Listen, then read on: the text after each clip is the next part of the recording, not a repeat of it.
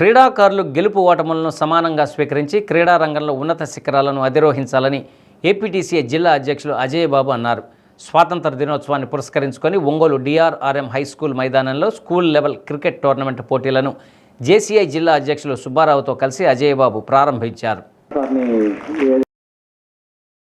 నిర్వాహకులు చిక్కాల కిరణ్ కుమార్ మాట్లాడుతూ స్వాతంత్ర దినోత్సవం సందర్భంగా విద్యార్థులలో క్రీడా స్ఫూర్తిని పెంపొందించేందుకు పోటీలను నిర్వహించడం జరుగుతుందన్నారు. గెలుపొందిన విజేతలకు శాసనసభ్యులు దామచల జనార్దన్ రావు బహుమతులు అందజేస్తారని తెలిపారు.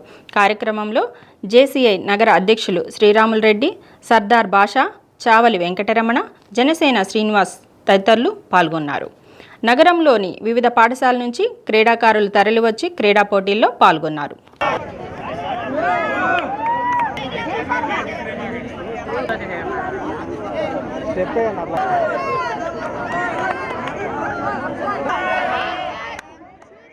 ఈరోజు ఈ టోర్నమెంట్కి ముఖ్య అతిథిగా విచ్చేసిన చావలి రమణ మాస్టర్ గారు, అలాగే ఏపీటీఎస్ఏ ప్రకాశం జిల్లా ప్రెసిడెంట్ గేరే అజయ్ కుమార్ గారు, అలాగే జేసీఐ చైర్మన్ శ్రీరాములు రెడ్డి గారు మరియు జేసీఐ ప్రెసిడెంట్ మేడికొండ సుబ్బారావు గారు వీళ్ళందరి చేతుల మీదుగా ప్రారంభించడం జరిగింది.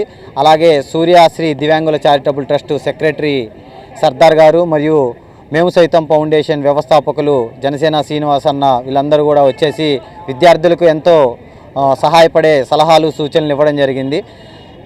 ఈ గత 4 రోజులు టోర్నమెంట్ అనేది నిర్వహించడం జరుగుతుంది. ప్రైజ్ డిస్ట్రిబ్యూషన్ని నెక్స్ట్ మంత్ అంటే ఆగస్టు 15 లోపు ఒకరోజు అనుకొని నిర్వహించడం.